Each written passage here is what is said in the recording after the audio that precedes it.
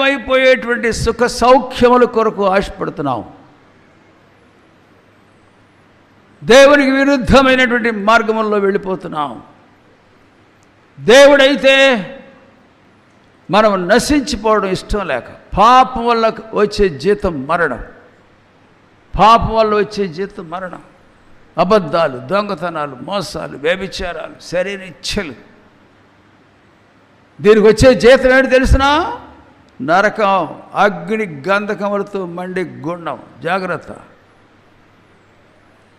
ఏమనుకుంటున్నావు? ఎవరికి తెలియదులే, ఎవరు చూడలేదులే,